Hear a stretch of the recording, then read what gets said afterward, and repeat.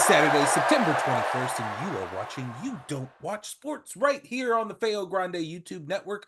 I am Bill Smith, and I am joined as always by the man, the myth, the legend, Feo Grande himself, Omari Ellis. Omari, how you doing, baby? I am doing great. Yeah, I'm doing great.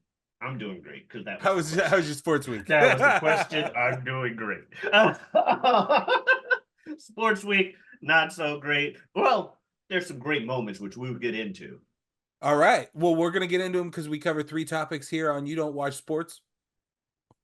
Three topics just to sprinkle a little sports information into your casual Okay. conversation as we are the guiding light to the sea that is sports talk. Omari, what flavor of Red Bull was that?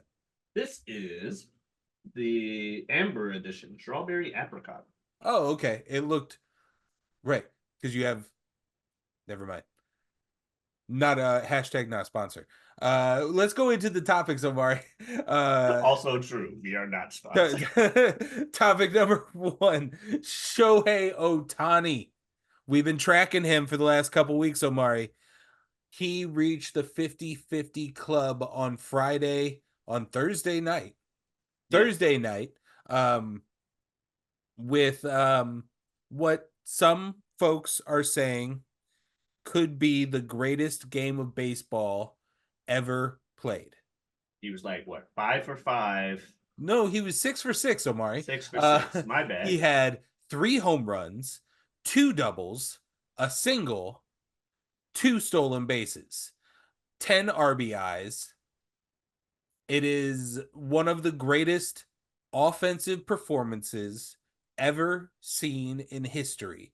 And on top of that, the second home run placed him in the 50-50 club where no man has ever been before. This game has been being played for 200 years, and no person has ever hit 50 home runs while also showing the speed to steal 50 bases. The closest person to ever do it is a tie between Alex Rodriguez and Barry Bonds, who, when they hit 50 home runs, had also stolen 24 bases. And he's not that bad a pitcher either. And And he's an incredible pitcher. That's the incredible thing about Shohei Ohtani is he is going to be wrapping up a season where he wins another MVP award, which he has two already in his collection. But every season that begins when he's going to be pitching and hitting, he has the potential to win the Cy Young and the MVP for his offensive stats.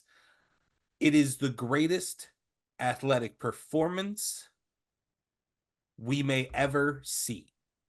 I This can agree is with that. this is Michael Phelps at the Olympics. This is Michael Jordan playing basketball. This is Muhammad Ali, Mike Tyson boxing in their prime.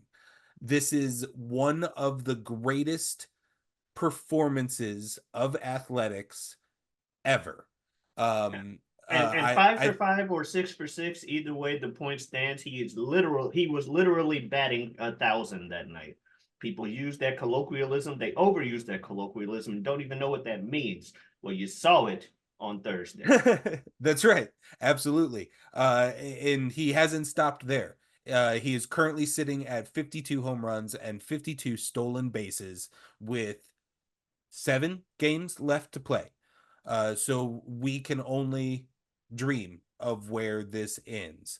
Um, I think I expressed to you off camera last week that if this man was an American,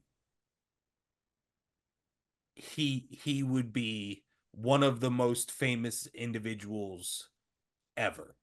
This would be legend, god status things. It already is, but it feels like it's centralized to the people who know baseball. And I think if he was an American, it would be a pop culture icon making moment. On top of the seasons that he's had before, where he's hit and pitched, and he's tall and he's good looking and he's incredibly kind, is all the I don't know. He does nothing wrong. The gambling scandal earlier this year is very cleanly wrapped up with a perfect bow of his interpreter taking advantage of an incredibly kind man who knew nothing about the English or American system and entrusted this person with the task of guiding his life. And that person used that trust to steal Yeah. almost millions of dollars. So, I mean, Yeah. that's just that's he is a perfect human, and it's insane. Yeah. As rah rah USA that I am, his Japanese origin doesn't upset me as much as the fact that he doesn't play for the Cardinals. That's what I'm more upset about. But that said, I like Shohei Ohtani. Like the guy, everything I've seen of him, great. The fact that you have a player this multifaceted, it's like a created character from a video game coming to real life. I want him to get 60. Whenever motherfuckers set records, I don't want him to be satisfied with setting an easy, well, I say easily when he's the only motherfucker to do it, but a easily accomplished thing. Make it even more ridiculous.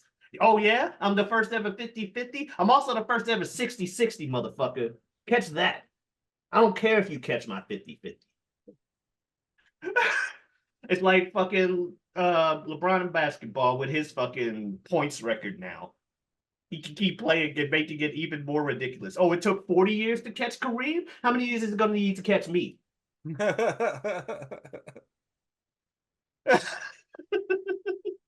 So, yeah, good shit. Shohei Ohtani. All right, let's move on to topic number 2, Omari. We got NFL to talk about. Hit me with it. All right. So after week 2 in the NFL, the Ravens falling to 0-2. Is it uh-oh time in Baltimore? Well, one of those games they lost was to the Chiefs. The other game, they just didn't look right out there. It's okay, though. I have full faith that Lamar and the boys can bounce back. They have a problem with playing down to people, but much like the Steelers, who are also in their division, they usually take those, oh, we played down and it bit us, and then win like the next few. Yeah. So I got no worries That's my about dual Baltimore. Super Bowl and MVP picks there. So I need that ship to be righted, Harbaugh. Yeah, I agree with that. I will say Philadelphia pulled an Atlanta versus Atlanta, wherein they had like a 97% chance to win with like a very little time left in the game. And Kirk Cousins, of all people, do you like that? Atlanta, he came back and beat them in fun game on Monday night. Unfortunately, Rodgers needs to be doing good. But I have a question for you, Bill, Yeah, because the Rodgers is Carolina, really good. well, I mean, it was against the now Right. sucky Right. Patriots.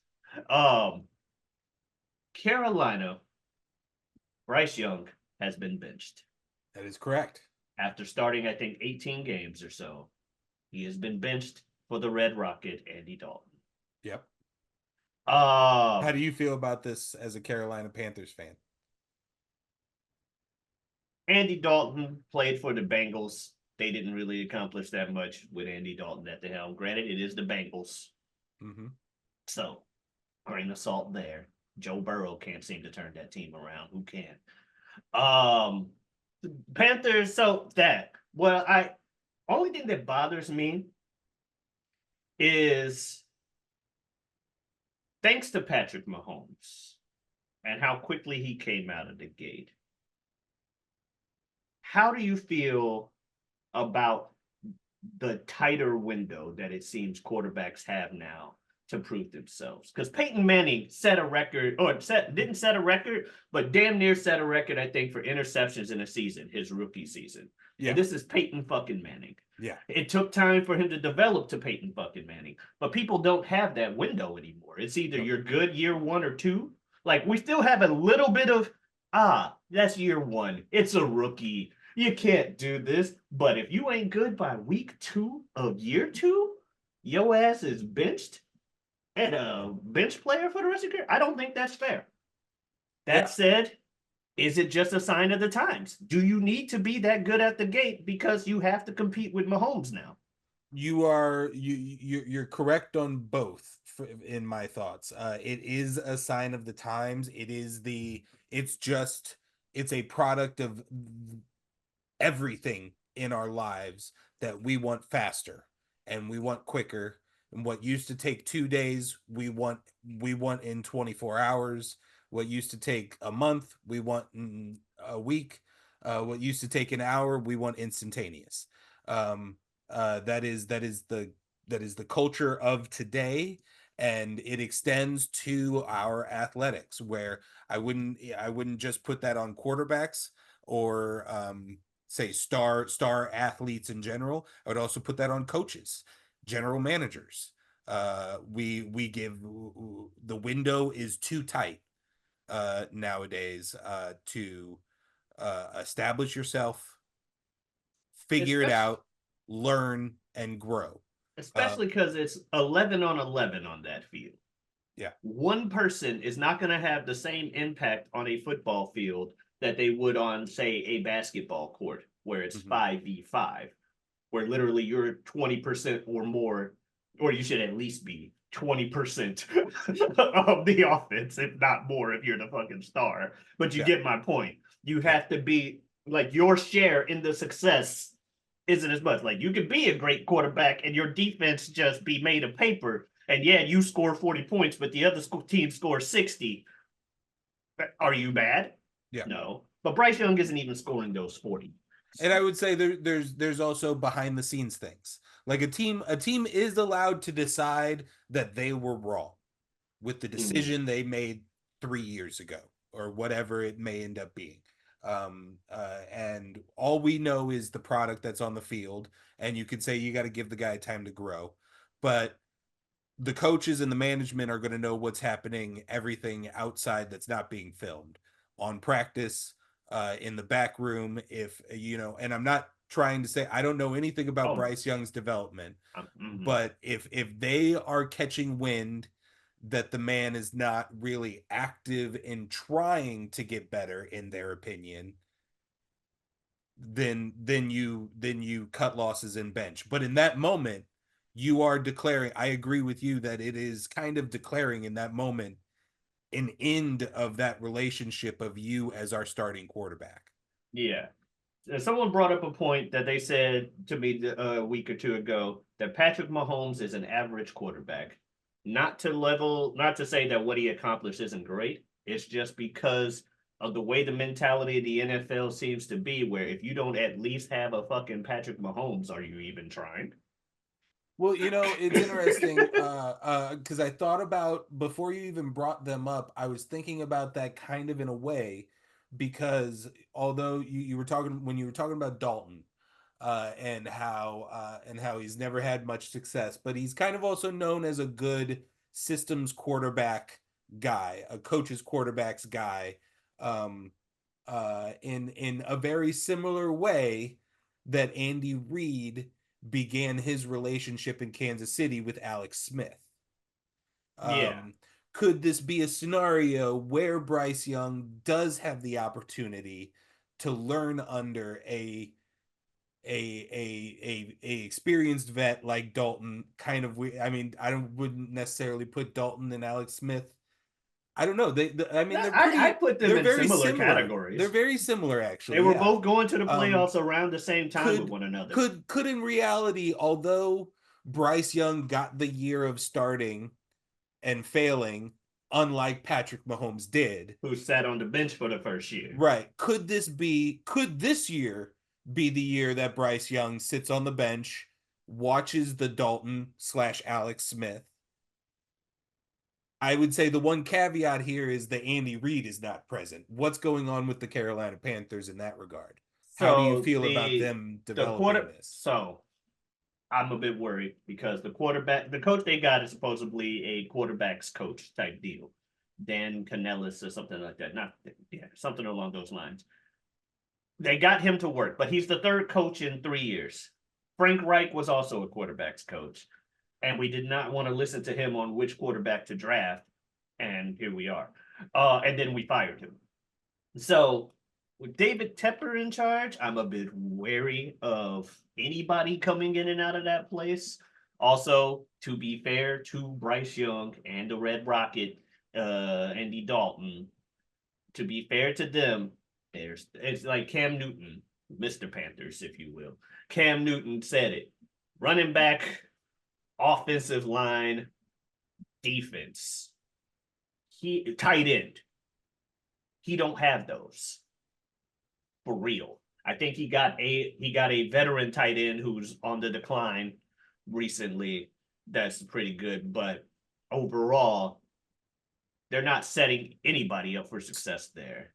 They got a long way to go. So I do think we're misjudging. And though I was one of the biggest detractors for both of these individuals, Sam Darnold and Baker Mayfield are flourishing in their new homes.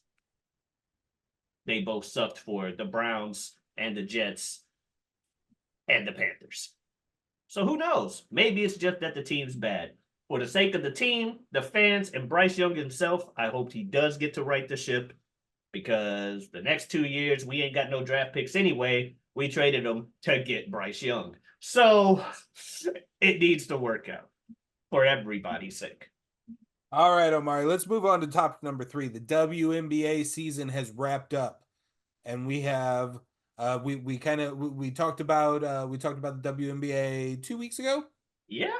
And about the idea of the media paying attention to the Caitlin Clark, Angel Reese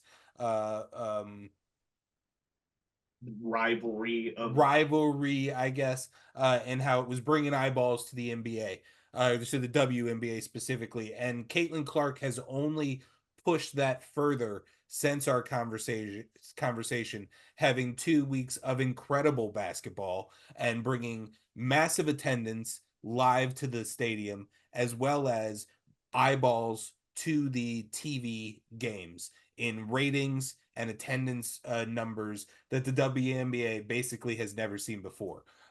So we wanted to highlight that, and also we called it just a little bit before it happened. But season's over. Playoffs are about ready to begin, so we need to go through and talk about what teams we are interested in these playoffs, as our casual fan perspective can allow. Omari, what are your thoughts on anything wrapping up the season, anything like that, and I also do think specifically teams? Yeah, we talked about the Caitlin Clark effect, and everybody's been talking about the Caitlin Clark effect, and we are super casuals when it comes to the W, not gonna lie. But what I think is crazy is that not everybody, there are still a lot of detractors for Caitlin, some of which being former WNBA dominant people themselves, like Cheryl Swoops. And Cheryl Swoops, legend in the WNBA. And I saw like a video on this recently. Like multi-time MVP, multiple time like defensive player of the year, like some of them back to back, which no one else really in WNBA has done. She has the argument that Caitlin Clark's not a dominant player in the league, especially considering the second half of the season where she averaged like 24 points, doobie-doobie-doo, and all her other good stuff. Like she's setting records like for rookies and all of this stuff. I don't have the exact casual, whatever. Right. Bottom line is she was on Gil's Arena arguing her point, and one of the other people was like, okay, your MVP seasons, would you say you were dominant those seasons? And again, especially at the time, and back to back, and setting more points average per game than everybody else, like 17, 18 points a game. Absolutely. With the rebounds. As a super casual, I have always known the name Cheryl Swoops. Yes. So she goes, no, I wasn't. So she got to the point to where she's discounting herself just to try and say that Caitlin Clark ain't that good because Caitlin Clark's stats are better. You don't need to discount yourself. You're a fucking legend. It's okay to say this young kid has a lot of potential, especially with the way she was playing from an individual level. Yes, A'ja Wilson is the MVP runaway. I'm not saying anything against that. But to say that she wasn't a dominant player just because you want to be right Despite all the stats and records being set, don't Skip Bayless your way into this. You're Cheryl Swoops, not Skip Bayless. You don't need to discredit people just to still stay relevant. That said, playoff times. I believe we wanted to do like a little we don't know anything prediction of who we got. Yeah, yeah, absolutely. Yeah, give it to me. What are your thoughts? Completely, like, unless you want me to go first. You can go first. I just finished talking. Okay, so I am mega casual with this. I'm not gonna lie. I am so casual about this. Folks, I'm gonna go off of mascot name and logo design. So here's what I'm thinking here. The Lynx and the Mercury, that series doesn't matter because neither of those teams look good. And I don't like, I mean, the Lynx is basically a cat. Mercury is a planet. There's another team in the league called the Suns. Your Suns are greater than planets, so you're down. So don't even count that series as relevant, frankly. Um, although we were talking Caitlin Clark and how she's putting up great numbers, the Fever, not meh. Although the old school F I really like, the logo I like, but Yeah, her name. I'm gonna go with the Suns on that in that series. Um, I always like an Aces team, but that logo for the Seattle Storm I really enjoy. So I'm gonna go with the Seattle Storm in that series. However, my big winner for the WNBA playoff tournament is going to be the Atlanta Dream because boy do I love that shield logo. And You're yeah, going with just the underdog. naming your team the Dream is Yeah, and winning from the eighth seed would be very accurate for a team named the Dream. yeah, yeah. They're the AC, they're the Dream. They're from Underdog. Atlanta. You know what else is from Atlanta and likes to be called the Dream? The Wrestling Rhodes family. That's true. It's a That's true. WNBA team named after a wrestler. I am choosing the Atlanta Dream. Ah, I love the logic that you took to get there. Um, that said, I think I am gonna go with the Aces because they have the MVP, Angel Wilson, who in That's a too league, smart. I mean, they're the fourth seed, so who knows? But she in a league where averaging 25 is considered, oh my god, legendary status. She's averaging like 27, 28. So she like we talking about the revolutionary rookie that Caitlin Clark is, but Aja Wilson is been here a minute. Yeah. She's who Caitlin Clark's And got to still took it reach up a level. and still Like took this it is up a her level. season of boom. Yeah. Uh um So I'm yeah. going with her. This is her time. Caitlin will get her time in the future. This is her coming out party. Like, yay, look at me. But the Fever, no faith, It'd because she be would have had more interesting. assists otherwise. It would be interesting to see if any of this new class of dominant, not dominant, sorry, Cheryl Swoops, individual players can pull a LeBron or a Steph Curry or a Durant like we've seen on the NBA. Not to always equate it to the men's side of things, but a like, no, I'm gonna put this team on my back and I'm going to score almost double what I would normally do in this kind of game because I'm myself going to push this team forward in the playoffs. Yeah. We could always potentially see that happening from what is sure to be the MVP here. So yeah, good call on that one. And then obviously, you know, you got your New York Liberty, who are the number one seed, facing my Atlanta Dream.